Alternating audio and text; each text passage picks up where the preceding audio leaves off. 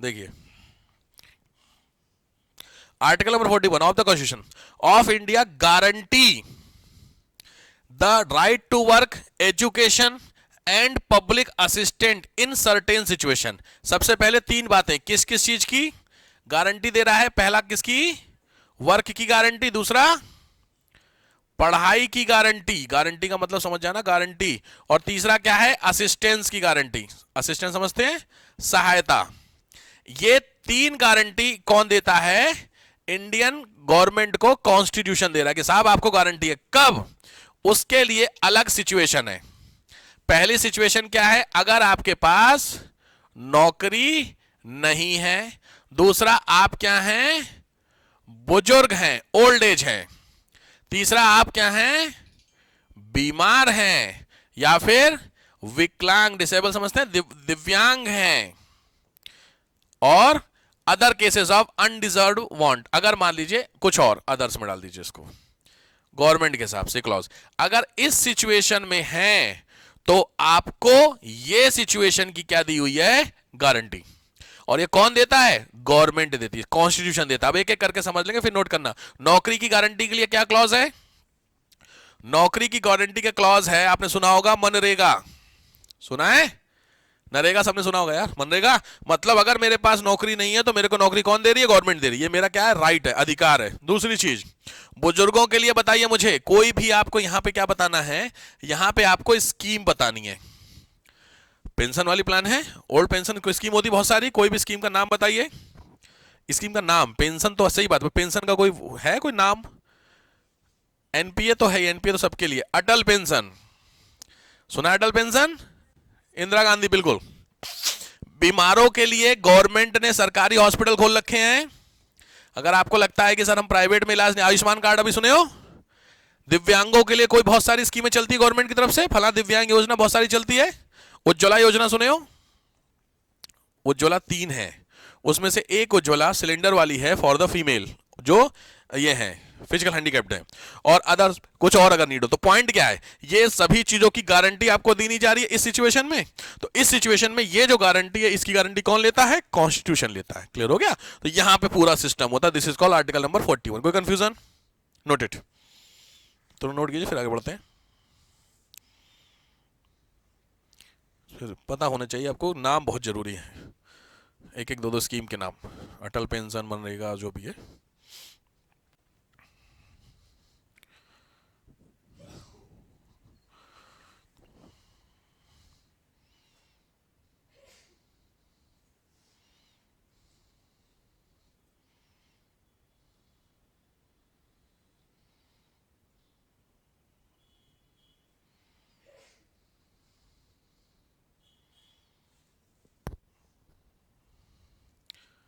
करते चलिए।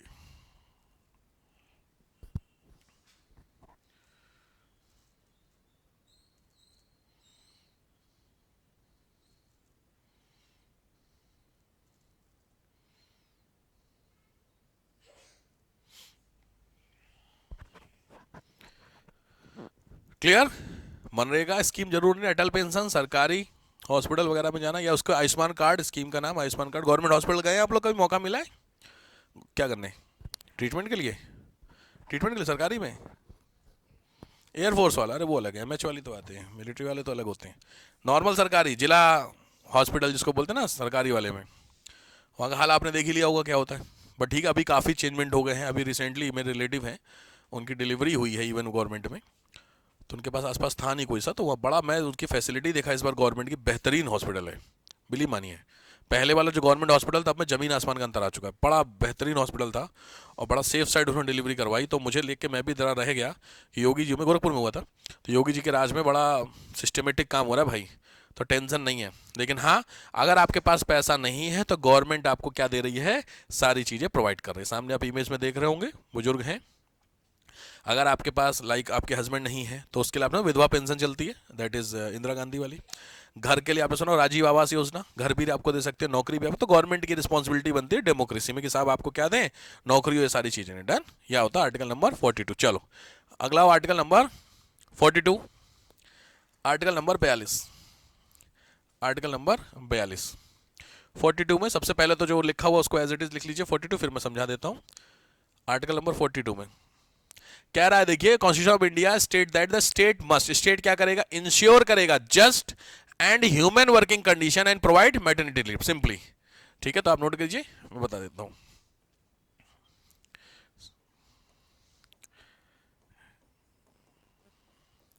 न्याय संगत, साथ में मान, जो ऊपर इंग्लिश में उसी को मैं हिंदी में लिख रहा हूं, मानवोचित दशा प्लस मातृत्व लाभ।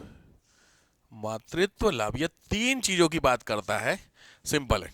पहला है न्याय संगत, जस्टिसिएबल कंडीशन का मतलब समझ में आया भाई? लॉजिक है, अगर आप कहीं पे काम कर रहे हैं तो वहां की कंडीशन कैसी होनी चाहिए आपके हिसाब से? आप एकेडमी में पढ़ने आए हैं तो यहां पे आपको क्या क्या चाहिए? एग्जाम्पल, फालतू बात नहीं, जो जो चाहिए मतलब नीड वाली बात।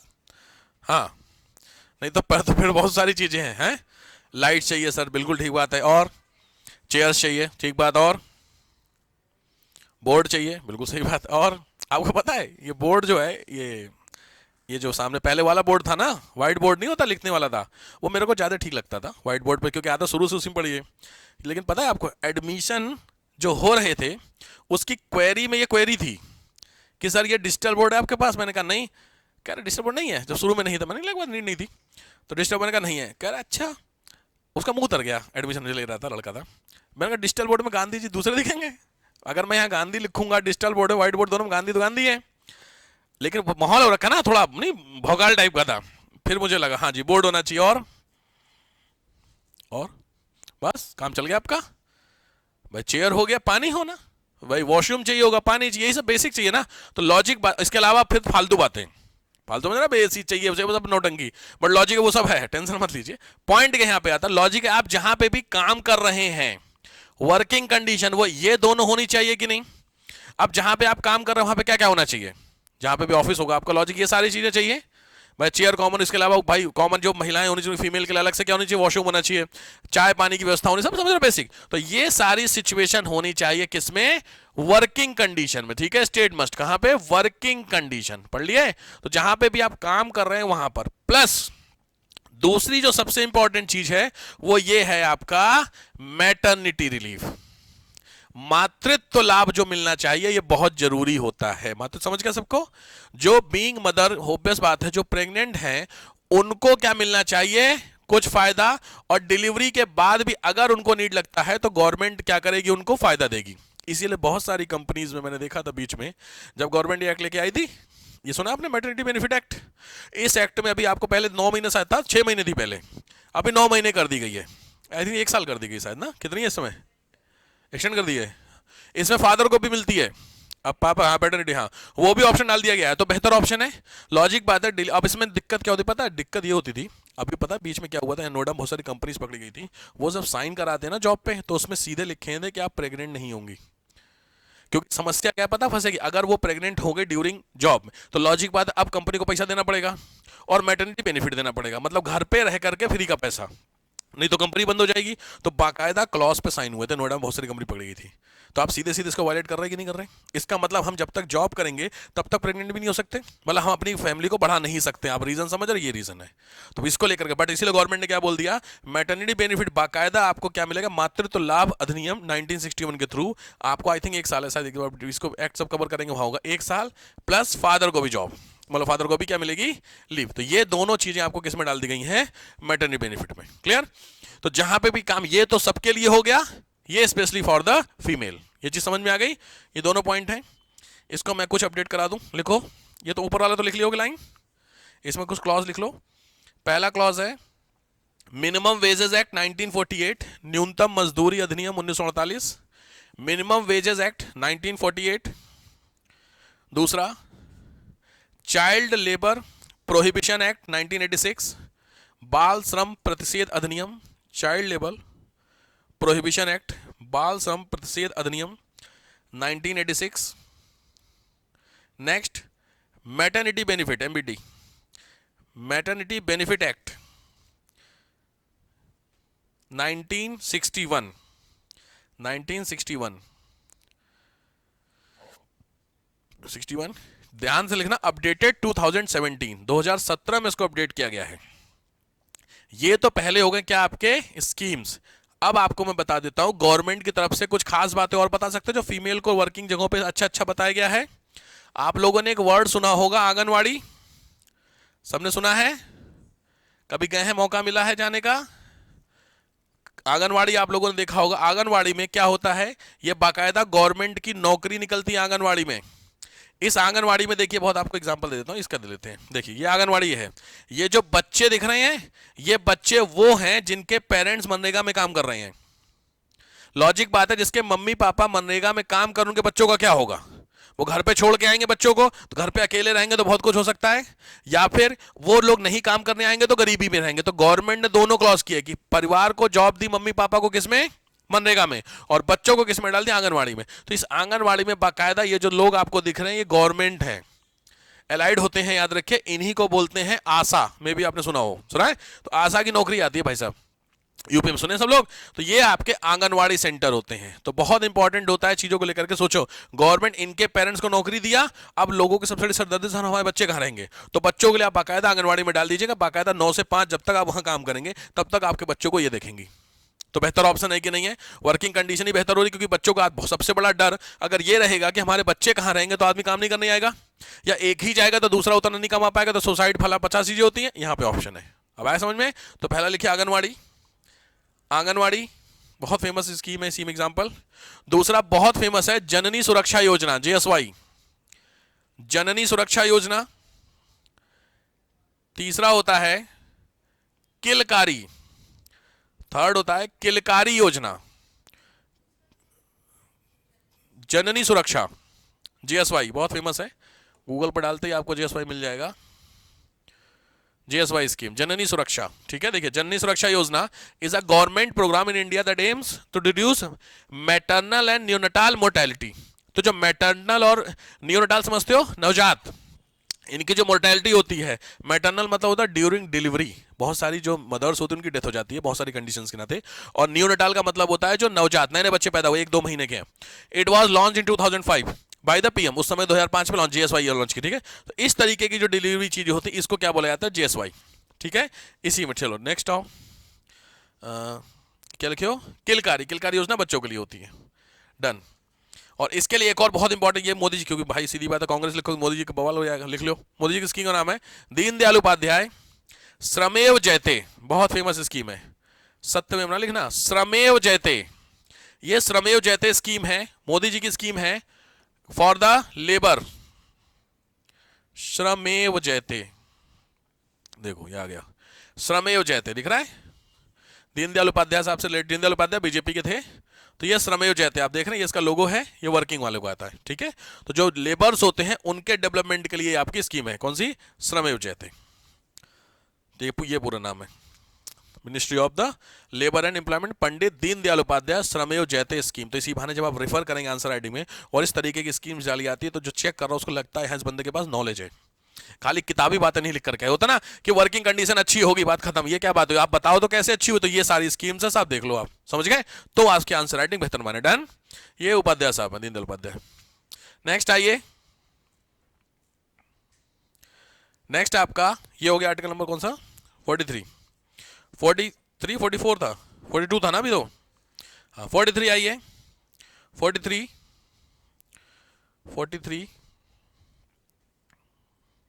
देखो सिंपली कह रहा है, ध्यान से पहले समझ लो, क्या state should ensure that all worker including agriculture, industrial, other receive a living wage and have decent working condition. इससे पिछला वाला सभी लोगों के लिए था, ये वाला स्पेशली किसके लिए होता है, लेबर के लिए, वर्कर्स के लिए। दोनों में डिफरेंस समझ में आ रहा? मतलब आप DM हैं तो जिस ऑफिस में काम करेंगे वहां कुछ बेसिक चाहिए, लेकिन अगर आप लेबर हैं तो आपको स्पेशली दिया हुआ है बाकायदा, यहां पर समझ में आ गया? तो लिख लीजिए 43 डैश करके, 43 डैश करके optimum working condition for the labours, अनुकूल काम की दशा श्रमिकों के लिए, लेबर्स के लिए ऑप्टिमम कंडीशन होनी चाहिए। लेबर गवर्नमेंट ये 3 मानती है जो सामने आपने लिखे हुए हैं रेड में, ये 3 वर्कर हैं सरकार के नजर में, पहला है इंडस्ट्रियल, दूसरा एग्रीकल्चर, तीसरे अदर्स। इन्हीं के लिए गवर्नमेंट काम करती है, अदर्स। ठीक है, तो लॉजिक बात है। अब इसके लिए सही या सीधी, अब इसमें ध्यान से मैं बता दूं इसका मतलब क्या होता है। तो लिखिए नीचे करके, स्टार करके, क्या क्या इसमें इनको दे दे। तो लिखिए प्रॉपर सैलरी, उचित वेतन, पैसा मिलना जरूरी है। दूसरा लाइवलीहुड, जीवन स्तर, लाइवलीहुड। थर्ड हॉलीडे, हॉलीडे जो छुट्टी उट्टी मिलती है, हॉलीडे चाहिए। नेक्स्ट कल्चरल ग्रोथ, सामाजिक विकास, सांस्कृतिक, कल्चरल ग्रोथ सांस्कृतिक विकास। और कुटीर उद्योग, कुटीर समझते हैं माइक्रो इंडस्ट्री, उसको प्रमोट करने का काम करना चाहिए। माइक्रो इंडस्ट्री, ये सामने आप देख रहे होंगे एमएसएमई इमेज में, ये हमारे यहां बाकायदा एक मिनिस्ट्री होती है, micro small and medium enterprises, MSME. ठीक है, 3 तरीके की इंडस्ट्री है, पहली होती है लार्ज इंडस्ट्री, दूसरी होती है स्मॉल स्केल इंडस्ट्री थी, और तीसरी माइक्रो थी। तो गवर्नमेंट ने माइक्रो और स्मॉल को मिला दिया। तो अभी एक इंडस्ट्री है लार्ज में, हो गई रिलायंस। मैंने अभी जैसे आपको रिलायंस, टाटा, इन्फोसिस, सब लार्ज स्केल है। लोअर में है ये सारी। तो सीधी बात है, जो रिलायंस में काम कर रहे हैं उन पे ध्यान देना बहुत जरूरी नहीं है, क्योंकि उनके लिए रिलायंस ध्यान दे रही है। भाई अभी देखे थे उसकी शादी थी रिलायंस के लड़के की, क्या नाम जो भी है, अरे नहीं चलिए 8-10 दिन पूरा नौटंकी चलिए पूरी शादी की। हाँ हाँ हाँ हाँ, मैं नाम नहीं ले सकता, समस्या समझ रहे हैं। तो उसके देखे तो पूरा माहौल था, उसमें जितने भी वर्कर थे उनको एक एक डिब्बा पहुंचा था। तब बताइए, तो सीधी बात आप सोच के देखिए, रिलायंस में कितने वर्कर होंगे। वो डिब्बा भी ठीक था, देखा खोल के वीडियो बनी थी। मैं तो भाई मुझे, मेरे पास तो नहीं है, मैं वर्कर नहीं हूँ, बट मैंने वीडियो देखी तो उसमें बड़ा खतरनाक उनका हिसाब किताब था, बड़ा पूरा। तो लॉजिक बात है, रिलायंस के पास है, बट ध्यान देना हमें है कि अगर कोई इंडस्ट्री जहां पे 10 वर्कर है, तो उनमें क्या सही काम हुआ ना जाए, उसके लिए ऑप्शन दिया हुआ है। ठीक है, तो इसीलिए इन जब भी जितने भी ये इस तरीके हैं, ये लिख ली, मैं इसको लिखा देता हूं। For this government form a lot of boards, इसके लिए गवर्नमेंट कई तरह के बोर्ड बनाई है। इसके लिए गवर्नमेंट कई तरह के बोर्ड बनाई है। आप सभी ने सुना होगा, बहुत कॉमन है, सामने दिखा है खादी, खादी ग्रामोद्योग, खादी की दुकानें सब लोग समझ गए।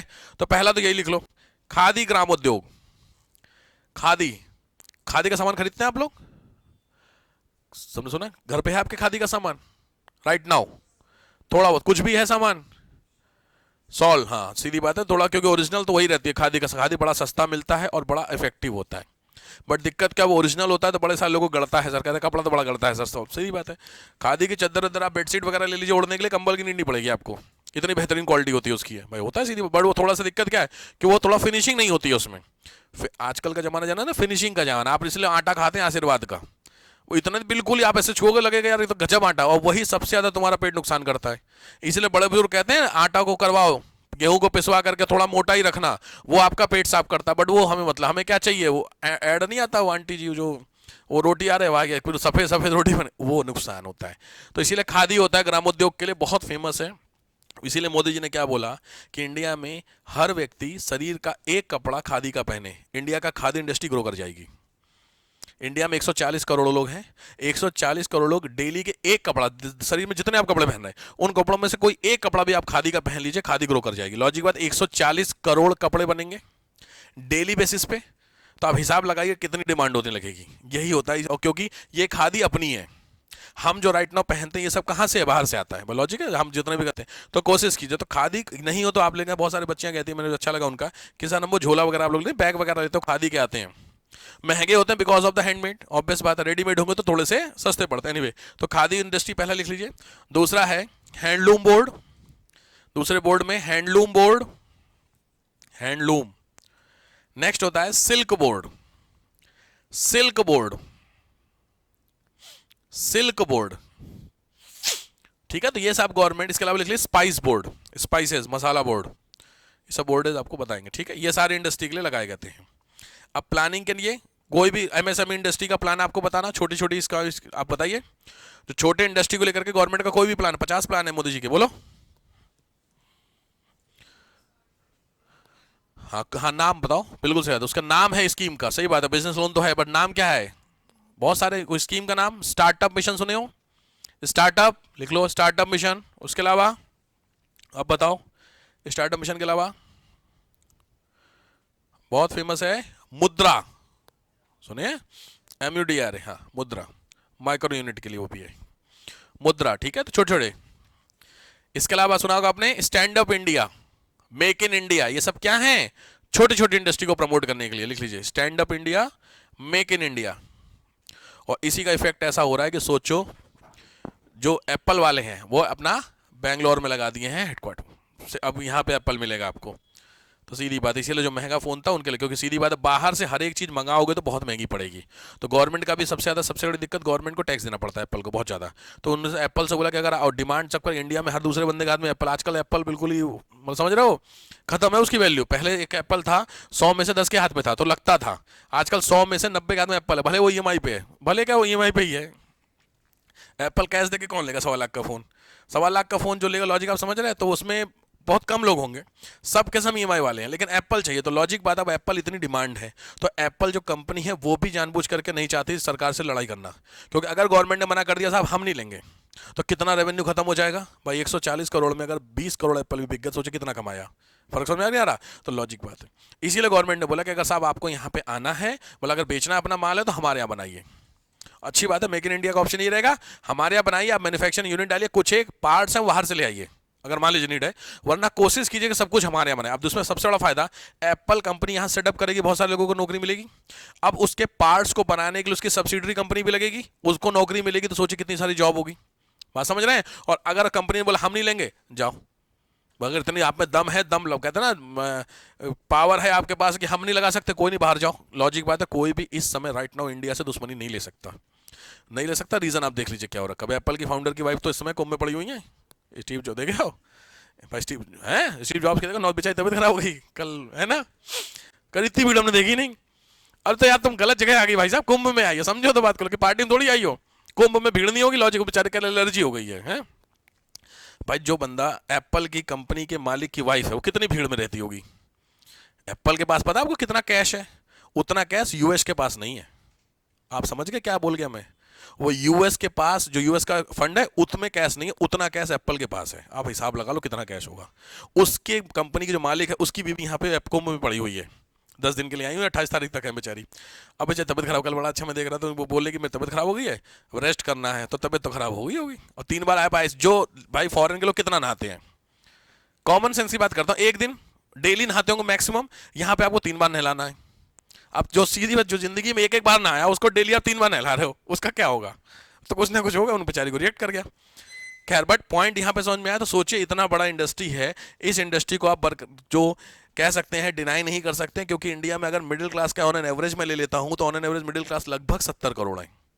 समझिए, नेस्ले वेस्ले वालों के साथ बहुत तगड़ा झगड़ा होता है जब, तो नेस्ले वाले हाथ जोड़ के खड़े रहते हैं इंडिया से। क्यों? उनको पता है कि इंडिया वाले हैं गधा, इनको कैसे भी करके हमें पटा के रखना है।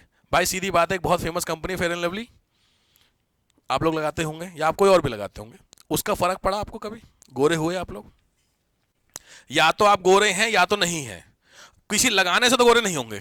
बट लॉजिक बात है, चूंकि एड एक ऐसी लड़की कर रही है जो गोरी बहुत ज्यादा है, तो लोगों को जो कम गोरे उनको लगता लगा लेते हम भी ऐसे हो जाएंगे, तो बेवकूफ बनाने का काम होता है चीजों को लेकर के। तो उनकी कहानी ऐसी कुछ है। यूएस में सोचो, जो कहाँ की कंपनी है fair and lovely, Hindustan Unilever, UK की कंपनी है। नाम उसने हिंदुस्तान यूनिलीवर रखा तो लोगों लगा हिंदुस्तान का लीवर है, समझ रहे बात को लेकर के। कंपनी कहाँ की? यूके की है। समझो, उसको पता है अमेरिका में बड़ा अच्छा बवाल हुआ था इस चीज को लेकर के। अमेरिका में टोटल आबादी है 20 करोड़, 22 करोड़ इस समय, मोटे 25 करोड़ मान लीजिए, 25 टोटल। उसमें हिंदुस्तान यूनिलीवर का एक कंपनी, इसी की क्रीम की बात कर रहा हूँ, कितने लोग खरीदते होंगे?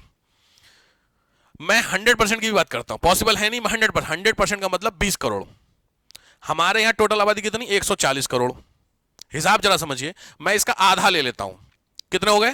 70 करोड़, यानी 20 करोड़ से 3 गुने प्लस। अब हिसाब ये लगाइए, कल को अगर कोई बात पड़ेगी झगड़े वाली बात, तो सीधी बात है वो कंपनी इंडिया को सुनेगी, यूएस की सुनेगी?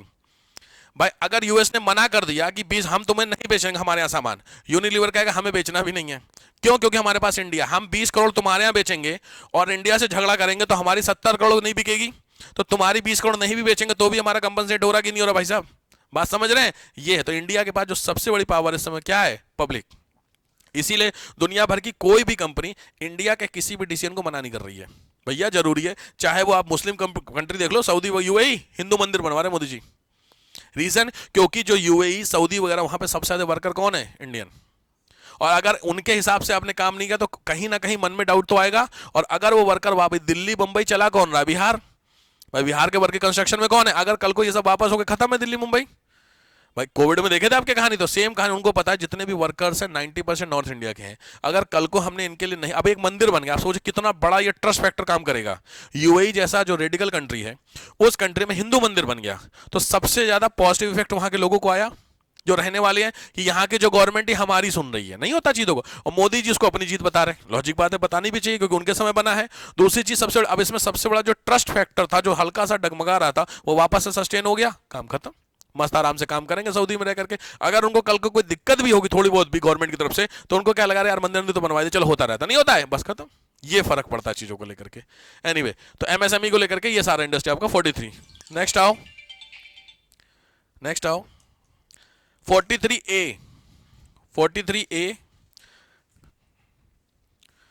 जानवी, 43A लिखो। Participation in the industrial work, उद्योग में भागीदारी। उद्योग में भागीदारी का सिंपली मतलब होता है, डैश करके लिखे, बाय द वर्कर। जितने भी वर्कर होते हैं उन लोगों की उद्योगों में भागीदारी भी जरूरी है। जितने भी वर्कर होते हैं उन लोगों की भागीदारी का मतलब समझ में आ रहा है कुछ? पार्टिसिपेशन। जो लेबर्स होते हैं उनका इंडस्ट्री में क्या रोल है? Direct participation. आपने वो सुने होंगे, लेबर यूनियन, मूवीज देखे हो? याद आ गई पिछले समय की, याद करना, जिसमें मिथुन चक्रवर्ती टाइप की होती थी, जिसमें वो लेबर का हेड होता था। और अगर कोई फैक्ट्री के मालिक को डिसीजन लेना होता था तो उस लेबर के बंदे को बुलाया जाता था। तो लॉजिक सोच के देखो इसको प्रैक्टिकल वे में, कि जो इंडस्ट्री के डिसीजन है उसमें लेबर का डायरेक्ट रोल आ रहा है कि नहीं आ रहा है? ये कहलाता है डायरेक्ट पार्टिसिपेशन ऑफ लेबर्स। ठीक है, तो ये इनिशियली नहीं था, इसको बाद में ऐड किया गया। लिख लीजिए, एडेड बाई 42nd अमेंडमेंट, 42वें संविधान संशोधन से इसको ऐड किया गया। 42nd amendment 1976। भाई सीधी बात है, इंडस्ट्री को चला कौन रहे हैं? लेबर। और लेबर की ही अगर आप सिचुएशन को सही नहीं करोगे तो गड़बड़ हो जाएगी कहानी। तो लिखिए basically, for the labour dash, श्रमिकों के, नंबर 1 लाइवलीहुड, जीवन स्तर में सुधार। लाइवलीहुड, जीवन स्तर में सुधार करना। सेकंड, रिस्पेक्ट, सम्मान करना। थर्ड, सेफ्टी, सुरक्षा करना उनकी, लेबर्स की। फोर्थ, डायरेक्ट पार्टिसिपेशन, सीधा पार्टिसिपेशन, क्या बोलते हैं, समझ गए, योगदान। ये सारी चीजों को लेकर के है। अब इंडिया में आपको हिसाब से कौन सी सबसे बड़ी लेबर यूनियन है? सुना है आप लोगों ने, किसी ने? लेबर यूनियन इंडिया की सबसे बड़ी, कभी मौका मिला जानने का? उसका नाम लिख लीजिए, एग्जाम्पल है इंटक। इंटक, ठीक है, ये है। आपको लोगों से ही पता चल जाएगा इंडिया की सबसे बड़ी लेबर यूनियन अगर कुछ है तो वो आपकी है इंटक। यहां सामने ये लोगो है इसका, ठीक है, ये देखिए नाम है ENTUC, ये नाम है, ठीक है। तो लिखिए Indian national trade union Congress, INTUC. ये इनका, इसलिए आपने सुना होगा, देखो हड़ताल मुंबई में अनाउंस होती है और पूरे इंडिया में हो जाते हैं स्ट्राइक। कैसे? क्योंकि ये सभी लोगों के बाकायदा चेयरमैन, डिप्टी चेयरमैन सब लोग होते हैं जो हड़ताल अनाउंस करते हैं। समझ रहे हैं बात को? तो दुनिया भर में, इंडिया में जितने भी आपके यहाँ एसोसिएशन होते हैं, जैसे बैंक वालों की हड़ताल आपने सुना है, तो बैंक इंडिया के सब एक साथ कैसे बंद हो जाते? तो लॉजिक है, कोई तो उनका ग्रुप होता होगा ना, तो वो जो ग्रुप होता है उसी को बोलते हैं डायरेक्ट पार्टिसिपेशन, जो आप लेकर, ठीक है। तो एक हो गया आपका इंटक, बहुत फेमस होता है इंटक। देखिए बाकायदा इसमें, देखिए आपको मैं दिखाता हूं। देखो डॉक्टर जी संजीवा रेड्डी प्रेसिडेंट है इंटक के, कुछ जब भी कहानी होगी। ये संजय कुमार सिंह जनरल सेक्रेटरी इंटक, ये ऐड है। तो लॉजिक बात है 75th फाउंडेशन डे, आप समझ रहे हैं? तो इस तरीके के एसोसिएशन भी होते हैं जो सीधे सीधे, और बहुत तगड़ी पोस्ट मानी जाती है ये भाई साहब, आप सीधे सीधे आपने सुना होगा, भी आगे पढ़ोगे मेंस में, उसी में ही पॉलिटी में, उसको बोलते हैं प्रेशर ग्रुप। जो ऐसे ग्रुप जो गवर्नमेंट के ऊपर प्रेशर डाल करके गवर्नमेंट से काम कराते हैं, उसमें से ये हैं। अगर इनके हिसाब से काम नहीं होगा, कल के इन्होंने अपने मजदूरों को बोला काम बंद करो, सोच के देखे पूरा इंडिया खड़ा हो जाएगा, भाई काम होगा ही नहीं। तो लॉजिक है गवर्नमेंट को प्रेशर डाल रहा है कि नहीं डाल रहा है। तो इस तरीके के लोगों का भी प्रेशर ग्रुप में, जैसे मैंने कभी वर्ड यूज किया था अंबानी अडानी, तो अंबानी अडानी एक प्रेशर ग्रुप होता है इकोनॉमिकली। ये कौन होते हैं? फिजिकली, क्योंकि बंदे तो ये देते हैं, तो ये भी प्रेशर ग्रुप होते हैं। आप समझ रहे बात को लेकर? जो मिडिल क्लास होता है वो प्रेशर ग्रुप नहीं होता है। मिडिल क्लास क्या कर लेता है गवर्नमेंट का? आपको गवर्नमेंट की पॉलिसी पसंद नहीं आई तो लॉजिक कुछ आपके पास, हम ये कर लें, क्या कर लोगे? कुछ नहीं कर, शांति से बैठो चुप मार के। अभी देखा हो जीएसटी को लेकर के बवाल मचा हुआ है, सीतारामन जी को बड़ा खतरनाक वाला चल रहा है यार, कसम से टैक्स पे टैक्स ही चल रहा है, बहुत तगड़ा वाला। मेम से भी तो अलग ही लेवल पे चल रहे हैं, लेकिन कुछ हो रहा? कुछ नहीं हो रहा, क्योंकि सीधी बात है इसमें ना कॉर्पोरेट सेक्टर को फायदा दे रखा है, भाई उनको फायदा मिला, उनको कोई दिक्कत नहीं। कल को अगर कोई भी ऐसा रूल आता है जो अंबानी अडानी को इफेक्ट करेगा, तुरंत वो रूल खत्म हो जाएगा। क्यों? क्योंकि अगर अंबानी अडानी ने हाथ खींच ले गवर्नमेंट के ऊपर से तो समस्या हो जाएगी। क्यों? लॉजिक बात है, इसमें दोनों तरीके से, प्राइवेट में भी पैसा की फंडिंग और ऑफिशियल फंडिंग भी इन्हीं से मिलती है। बात समझ रहे हैं? जैसे बहुत फेमस, अभी कुवैत में आपने देखा था 11 लोग, 11 मरीन्स थे, फंस गए थे। कुवैत जानते हैं? कुवैत कंट्री में 11 जो इंडियन सोल्जर्स थे वो फंस गए थे, उनको फांसी अनाउंस हो गई थी, फांसी कैपिटल में वहां पे। अब उनको बचाने के लिए इंडियन गवर्नमेंट ने बहुत रोल किया, मतलब काफी ज्यादा मोदी जी ने बोला, लेकिन ऐसा बोला जाता है कि शाहरुख खान ने छुड़वाया। अब यहाँ पे क्वेश्चन है, शाहरुख खान समझ गए? तो शाहरुख खान इंडिया में उतनी पहचान नहीं है, लेकिन उसकी वहाँ जो यूएई वगैरह सऊदी में काफ़ी अच्छी पहचान है।